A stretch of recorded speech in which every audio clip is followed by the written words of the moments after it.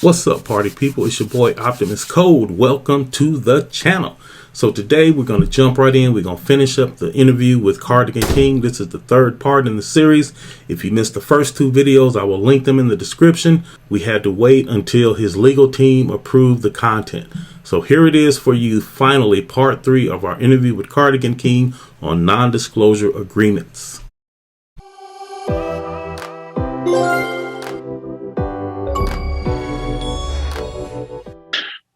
But he specifically mentioned something that could have only been us. No, okay. Ooh-wee. Yeah, so yeah, he hasn't worked in the industry since. I still... Are you serious? That's a stiff penalty. I'm trying to think. No, I don't think... I mean, the last time I had any kind of contact with him would have been 8 years ago, and that would have been a decade after it happened. And at that point, he hadn't got back into the industry. He was working in... I think he was working in app development, actually. Yeah. Wow, that is a really stiff penalty. So... But I mean, he wasn't fined money. He didn't lose out financially. I mean, there are other NDAs which are used, obviously, in the industry. I mean, if you're a journalist, quite often you'll be given early access to a code, to a game, and you'll sign an NDA. So NDAs are used all the time. I mean, I know it's used a lot in the indie scene that where teams are having to use contractors to do pixel art or even actually in the AAA scene. I mean, you might want to maybe talk to some of these concept artists who work freelance, because I mean they can find it really difficult, because sometimes they sign an NDA over what they're working and that's fine, but sometimes they can't show their art. Like even as part of their portfolio? Yeah, it can be difficult. Sometimes you need to get permission from the people who you've worked for to actually include it in your portfolio. That's not me. I don't do that. But if you really want to talk about NDAs, that side of things is probably that could be interesting for people to learn about. I will. Interesting to learn about. But in the indie scene, where you're talking about distributed development between multiple sites and multiple actors and multiple agents.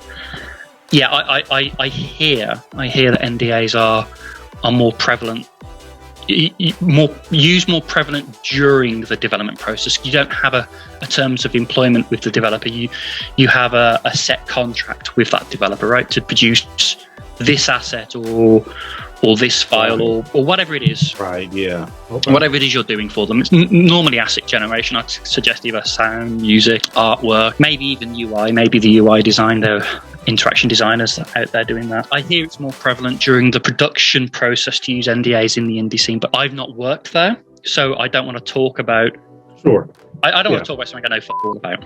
Exactly, man. If more people would adopt that approach, I'm not going to talk about stuff I don't know about. All right, so look, we're at the end. You have been very helpful, very insightful. Is there anything in particular that you want to share before we get into here? What about the topic of NDAs? Yeah, on the topic of NDAs or any other thing, like we want to keep the video short, so don't branch off too far, because I'm going to have you back again to talk about whatever you want. But as far as NDAs or something loosely related to NDAs.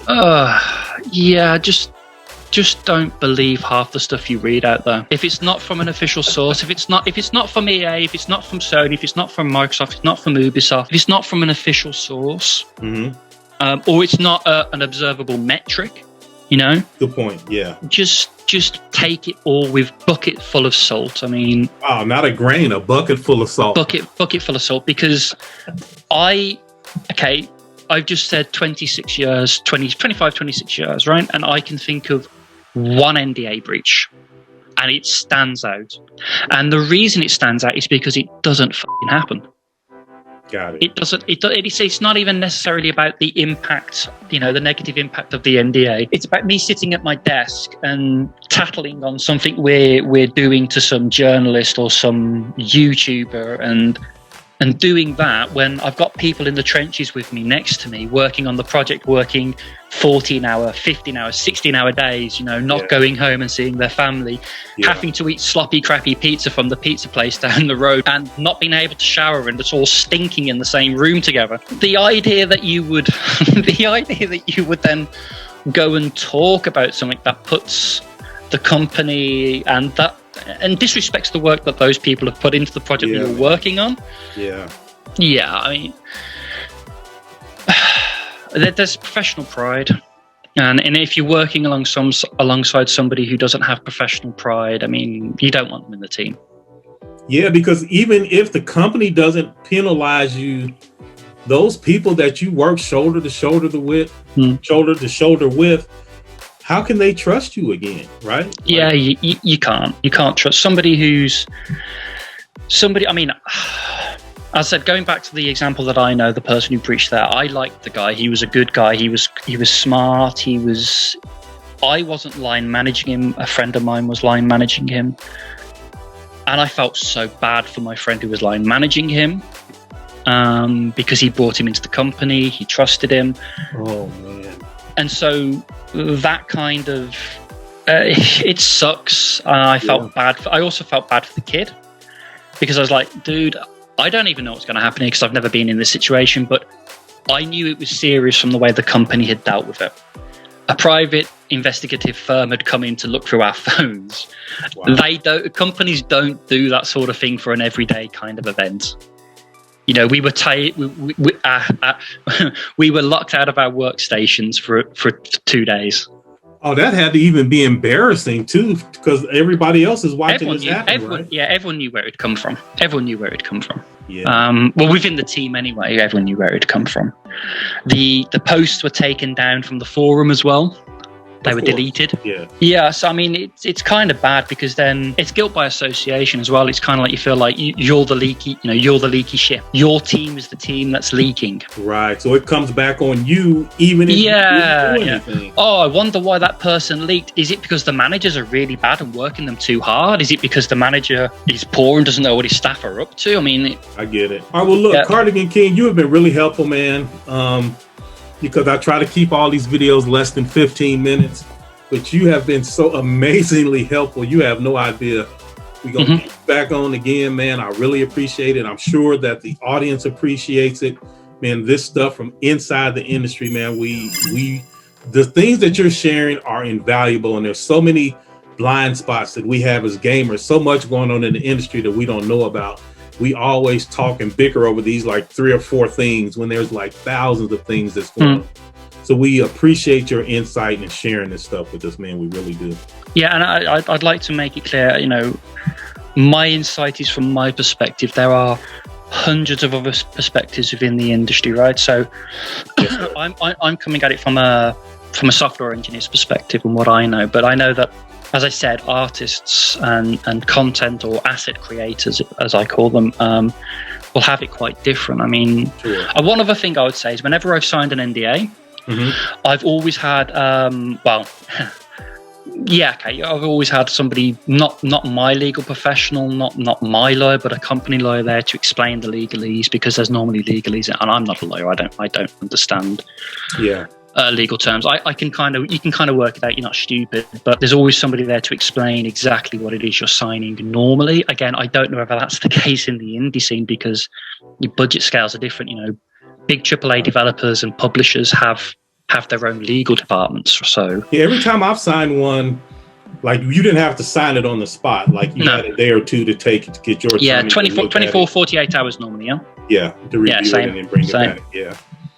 All right, well, cool, man. We appreciate it, and we will have you back again. I will let you know when the video is posted. You can look at the comments and hopefully respond to some of the questions that we're going to get. No, I've done my bit.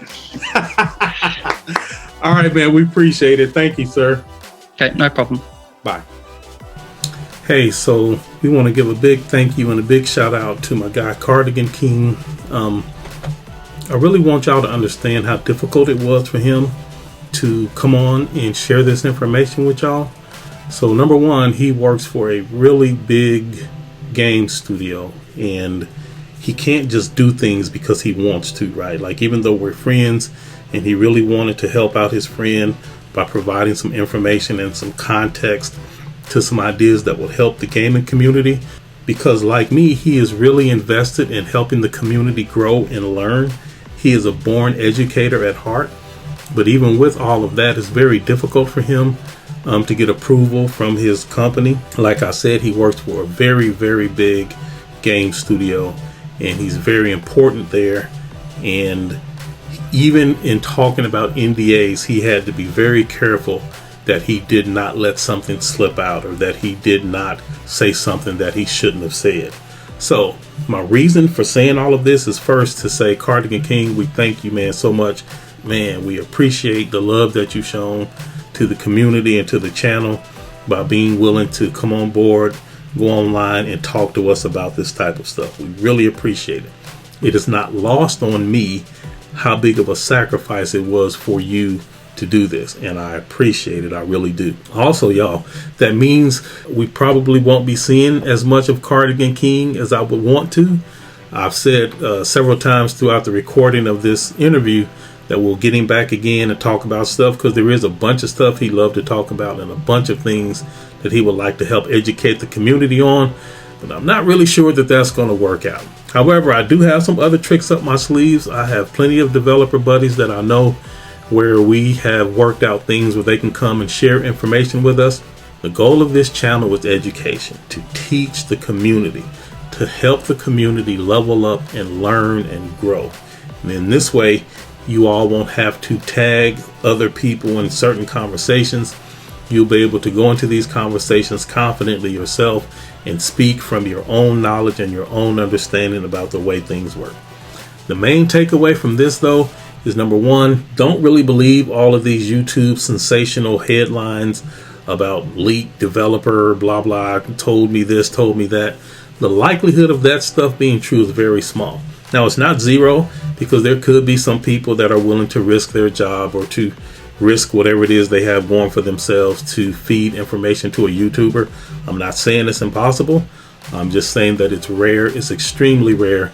And the likelihood that these sensationalist headlines are true is very, very, very tiny. We understand that as gamers, we want to know what's going on. We are excited about these titles. We are excited about what's coming next, what's going on with this, what's going on with that. And we want information so that we can plan our purchases accordingly, so that we can anticipate things that are coming. Like, I get it, I really do. But again, because you want that information and because you are excited about it, that makes you more susceptible to fall for tricks and antics. Me and Cardigan King's recommendation to you is don't believe the hype. Wait till you hear it officially. If you've got people that you trust and they claim to be, an insider, and people are violating NDAs to share stuff with them, and if you believe that, then that's on you. That's fine. But make sure you protect yourself, protect your belief system. Don't just fall prey to every sensationalist headline that you see. There is a reason that developers don't talk about the stuff that they're working on. Every developer would love to clear up misinformation. That's just not an option for them, because in clearing it up, they may reveal something to a competitor or some other malicious agent that means the company and the employees harm. Okay, so again, thank you, Cardigan King. We appreciate it. We would love to have you back, but I know that presents a lot of complications, and we had to wait for his legal team to even approve these interviews. We really appreciate it, and if we can, we'll get Cardigan King back.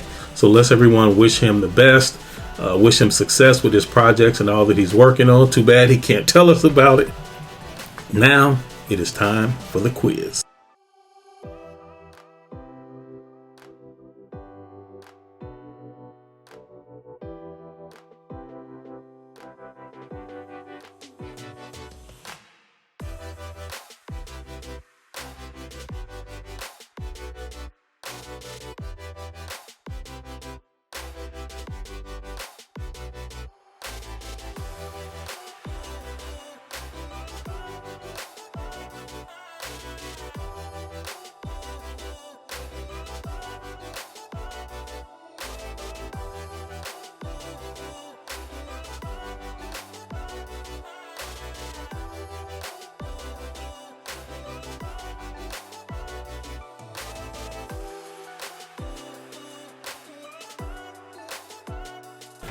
Okay, that's it. Time's up. Quiz over. Pencils down. How did y'all do? Okay, so hopefully you learned a lot from these 3 interviews with Cardigan King on non-disclosure agreements. If you enjoyed what you saw, leave a like. If you enjoyed this type of content, go ahead and subscribe to the channel. We got more coming for you. All right, y'all. Thanks for the visit. Peace.